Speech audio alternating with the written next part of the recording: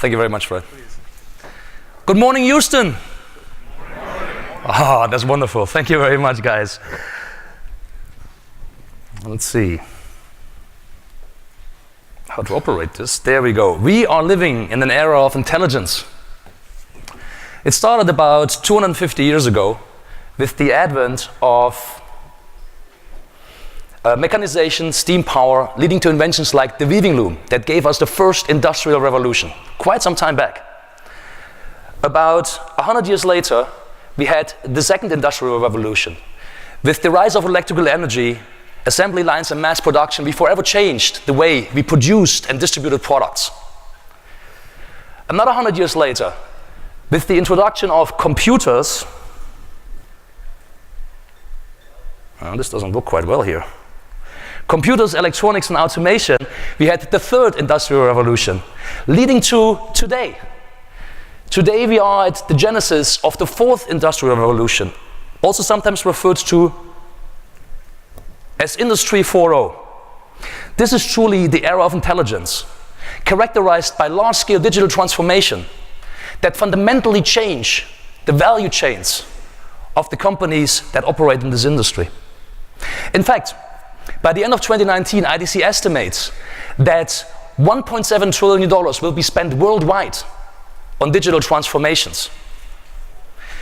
These investments will be made into things like cyber-physical systems, like smart buildings, self-driving cars, into Internet of Things networks that will allow us to remotely operate plants, refineries, oil platforms with little or no human presence on site.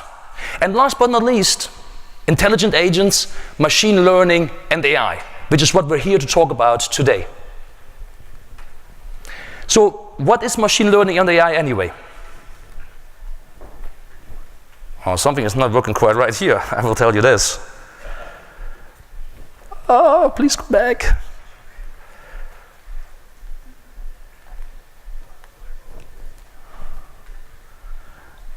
Clicker doesn't work quite right. It never fails, right?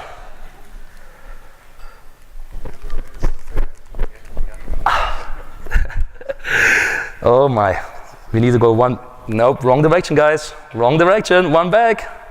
Thank you, awesome. So Arthur Samuel in 1959, that's 7 decades ago, introduced the concept of machine learning as giving computers the ability to learn without being explicitly programmed.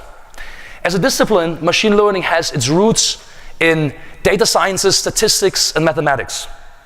Now, artificial intelligence is a more, next slide please, is a more aspirational concept, which looks at machines that think and act like people.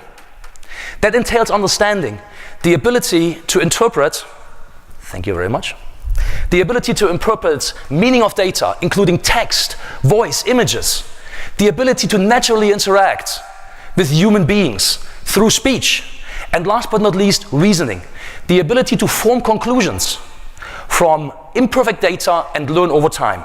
And machine learning, of course, is the foundation that enables us to achieve that aspirational concept of artificial intelligence. Yet those two terms are not synonymous, even though sometimes we do tend to use them that way.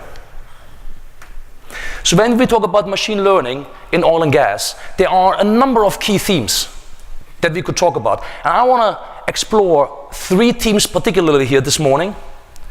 Number 1, the augmented workforce. How might we leverage a non-tiring workforce of software robots and intelligent agents to accelerate work process and decision making? Secondly, safety. Oil and gas is a safety-first industry, so it is natural to ask how we might use machine learning to predict and remove unsafe work conditions and reduce incidents. And last but not least, Predictive X. How might we use past performance to indicate and mitigate problems that have not yet arisen? I'm going to take a look at these 3 themes over the next 25 minutes. But before we do this, a quick word about my firm.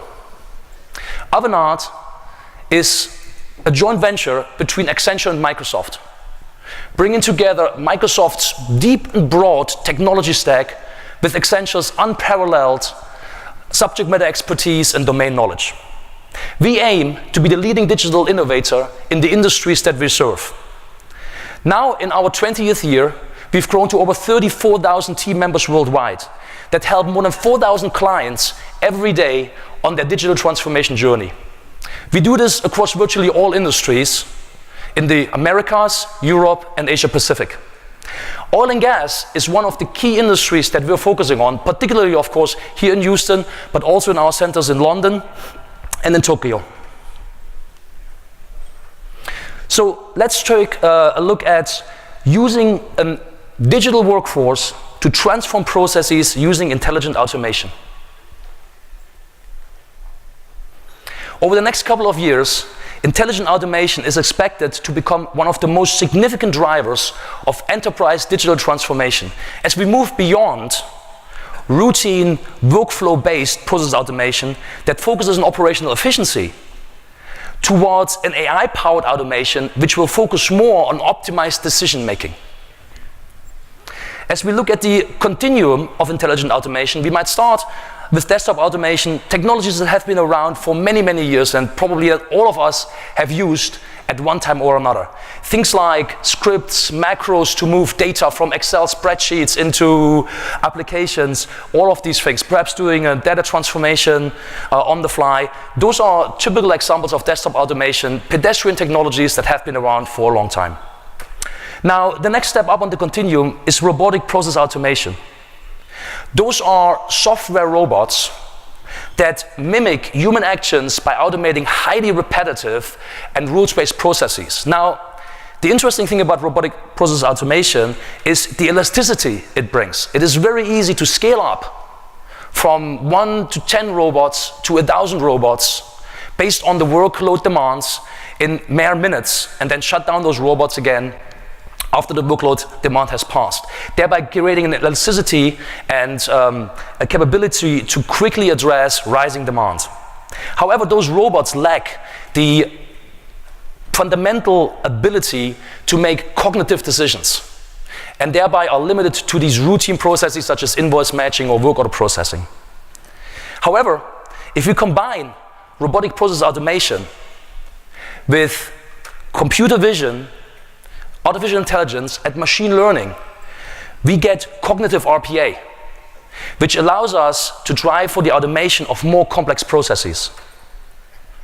Add to that virtual intelligent agents, which are interactive conversational agents that can intelligently help us with information discovery and analysis, and help us automate more complex processes where typically human judgment is key.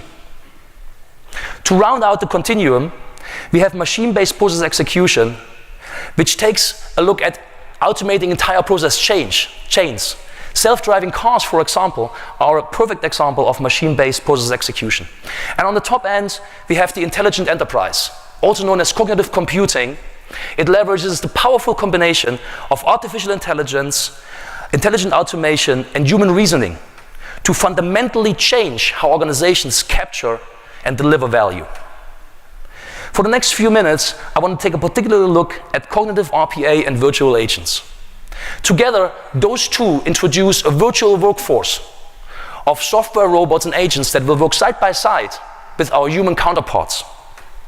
By automating repetitive tasks, they increase volume and productivity, improve the quality of processes, and free up people for more innovative work. This virtual workforce will fundamentally change tomorrow's org chart by the introduction of enterprise assistants that will help us with key corporate processes such as HR or strategy or legal or finance. Team assistants will fundamentally change the way we do project management by helping us optimize our resource management, work planning, and management. Personal assistants will help us to become personally more efficient by helping us perhaps with our emails, phone calls, and calendar management. And last but not least, external assistants that we will interact with as we engage partners, vendors, and clients. Let's listen into a conversation. Maybe. Nope. Well, we have some technical difficulties here. I was going to play you a conversation between an intelligent agent and a human being. Can we get that perhaps going?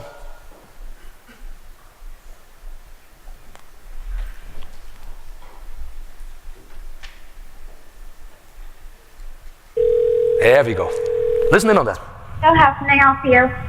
Hi, I'm calling to book a women's haircut for a client. I'm looking for something on May 3rd. Sure, give me 1 second. Sure, what time are you looking for around? At 12 p.m. We do not have a 12 p.m. available. The closest we have to that is a 1:15. Do you have anything between 10 a.m. and 12 p.m.? Depending on what service she would like. What service is she looking for? Just a women's haircut for now. Okay, we have a 10 o'clock. 10 a.m. is fine. Okay, what's her first name?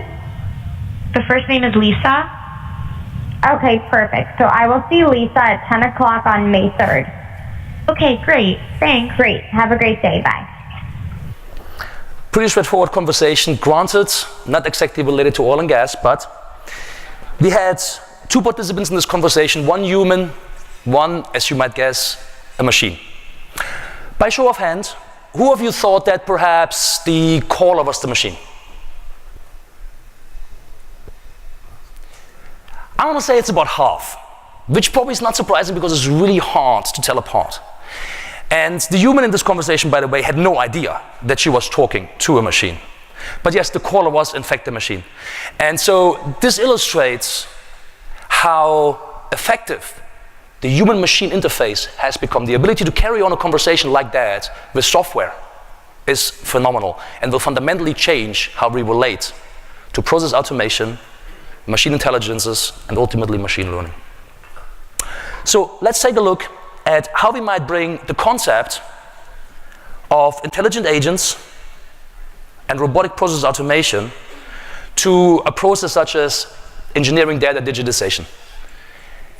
Our objective for this case was to create a digital twin foundation to more effectively manage aging assets. Now, to create a digital twin, you need data. Real-time data as well as engineering data.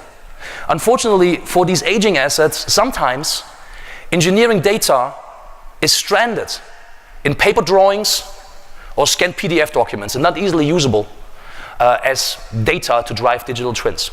Of course, you could engage an engineer to look at the drawings and recreate that information in an engineering tool, but it's labor-intensive and expensive and tedious. So instead, we looked at bringing the power of machine learning and process automation to bear by creating a robot that took the drawings, scanned them in, prepped them, handed them over to an intelligent agent. The agent had one task, which it was very good at, and that is looking at a drawing, identifying the various symbols on the drawing, categorizing those, deriving the various types of equipment, instrumentation, piping, and so on, extract the corresponding attributes that were the annotations in the drawing, and create a data model based on that drawing. The robot then took that data and populated that data into engineering data warehouses, in this case smart plant, to create a foundation to operate the asset as a digital twin. Now, because we're using robotic process automation, we are not stuck with doing this one drawing at a time. Because of the elasticity of RPA, we were able to essentially scale up robots to deal with batches of drawings, 1,000 at a time, and thereby create a data warehouse for a particular asset in a couple of hours, as opposed to weeks and months that it would take with human labor. That is the power of the combination of robotic process automation and intelligent agents. And this is just one example. There are many other examples, whether it is in geophysics, or construction, or operations, or new capture. These processes that lend themselves to this type of automation are numerous, and the economic value that can be realized is tremendous. With that, I want to switch over to take a look at how we might use the power of machine learning to create safer operating environments at our sites. Let me introduce you to the operator digital twin. Just like we can use IoT-based sensors to capture telemetry of equipment, we can use biometric sensors to capture telemetry of human beings. For example, I can add a biometric vest to an operator that captures heart rate, blood pressure, body temperature, breathing rhythm, and others to give me a real-time picture of this operator's health and alertness state. Add to that perhaps a smart hard hat to measure frequency and force of impact. Maybe add an active tag that allows me to locate the operator in the context of my site and identify proximity with respect to hot work areas, hazardous environments, or equipment. Add to that a wearable holographic computer like the HoloLens or a smart heads-up display like RealWear, and you have the ability to see what the operator sees. Moreover, we can overlay augmented reality overlays driven by IoT data and potentially our intelligent agents and use voice to interact with those agents, keeping our hands free to do important work. Last but not least, smart boots, which might measure trips, falls, step frequency, and acceleration, and alert us potentially to unsafe environmental conditions and hazards, such as spills on the floor. 5 minutes. 30 minutes. With that IoT data, combined with machine learning, statistical models, and physical models, we get the operator digital twin, which doesn't just tell us the current state of the operator's biometric information. It tells us also, with the power of predictive and machine learning, what the state of this operator might be like in 10 minutes, 50 minutes, 20 minutes, an hour. So we can forecast fatigue, distraction, and other situations that might lead to hazardous work situations. In fact, we've done exactly that with one of our clients in an open mining situation. The client we're engaging here, we've worked with this client for a number of years to introduce large-scale digital transformation into the mining world. Part of that was to focus on safe operations. A case study of our client has shown that operator fatigue is one of the main root causes for fatal incidents in the mining world. So the question was, how might we predict a fatigue situation in an operator and remove that operator from the operation before an incident might occur? By equipping these operators with these biometric sleeves, capturing their biometric data, combining that data with external data such as weather patterns, day and night information, and in-cabin eye monitoring, we were able to create a fatigue score that allowed us to accurately predict fatigue levels in operators and remove them for recovery and recreation prior to a fatigue state being achieved that compromised their ability to operate safely. To round it out, I'd like to take a quick look at process performance improvement using predictive modeling. Unplanned downtime kills process efficiency. In fact, each week an offshore well does not produce leads to economic loss of about $7 million per well per day. Across the industry, we're spending about $50 billion in yearly losses on unplanned downtime. So the question obviously arises, how might we reduce economic loss by predicting issues before they occur? And the predictive capabilities of machine learning are an obvious vector to pursue to achieve that outcome. In fact, operators using a predictive, data-based approach experience 36% less unplanned downtimes than those using a reactive approach, on average yielding $34 million annually dropping to the bottom line. That's a nice chunk of change. Let's take a look at a concrete example. Our client in this example destroyed between 75 and 100 frac pumps each month. If these pumps fail on the job, obviously they impact production, because production has to stop. Non-productive downtime increases as I have to wait for a replacement pump to be sent into the field, installed, and started up. While these transmissions can be rebuilt, rebuilding is expensive, costing $150,000 and up per pump, and it turns out that a rebuilt pump does not achieve the same lifetime as a new pump. In fact, it achieves only half of that lifetime. So we ask, how might we decrease transmission-related maintenance costs and non-productive time by the use of machine learning? So we took a look at 400 or so failed transmissions. We looked at data such as temperatures, vibrations, time in unlocked state, speed patterns, and we were able to develop a machine learning model that predicted the remaining useful life of the pump. We were running this since early this year, and we were able now to predict failure times with a 10% average error, which is actually pretty good for a machine learning scenario. It allows us to look at our portfolio of pumps and see which pumps are expected to fail within the next 100, 200 hours, and send replacements out before these pumps fail and pull them out of production. More importantly, if a new job comes in and we expect that job to take maybe 4 weeks, we don't want to send out a pump that only has 200 hours left because it will break halfway through. So by matching the right pumps with the right remaining lifetime based on the job, we can remove unplanned downtime from the site. Now, the development of this model took about 2 months, so this is not a tremendous investment. So with very little effort, you can bring the power of machine learning to bear with these type of predictive models as long as you have the data. And that brings me to some of the challenges. So we've looked at the power of machine learning and how it can enable us with concepts like the virtual workforce, machine learning and safety, and predictive analysis. However, each emerging technology has its set of challenges.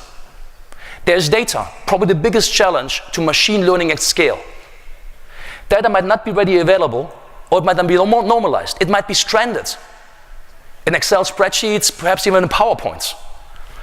In order to deploy machine learning at scale in our organizations, we need to invest in creating scalable enterprise-level data architectures and data hygiene and governance.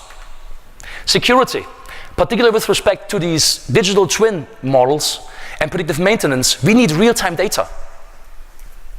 This data more and more is acquired using IoT devices, creating a potentially huge attack surface for bad actors to infiltrate our value chains and cause disruption. Digital ethics, particularly with respect to intelligent agent that potentially displays hundreds of traditional jobs, even thousands of traditional jobs. What is the social impact of these type of fundamental disruptive changes? Something bears thinking about. Trust. Do we trust those models? Do we trust to take them over entire value chains? Machine learning fundamentally is a black box thing. You put data in, magic happens, good stuff comes out. Do we really understand what's happening in there? It's not linear. So do we trust these? In fact, I have clients that have developed machine models that work very well, but these clients are hesitant to rely on these models, instead using them to verification of human decisions. And last but not least, skills. Skills are key in deploying machine learning at scale. Skills that address and help address these 4 key points. So finding the right partner, companies such as Avanade, to help you with those challenges is key for you to succeed at scale. It's easy to do it in the POC environment. Doing it at scale is very hard. Over the next couple of days, we're going to have a number of great speakers touching on some of these points I mentioned here today and others I didn't mention. I'm looking very much forward to see those, and I hope you are as well. It's going to be a great conference, and I encourage you all to go to the exhibitors, look around, engage, collaborate, and learn. And I hope to see you here again next year. I'm going to be at the booth. Go visit the Avanade booth for sure. If you have any questions, I'll be there. And with that, I'm going to hand it back over to Fred. And sorry for running a little bit long.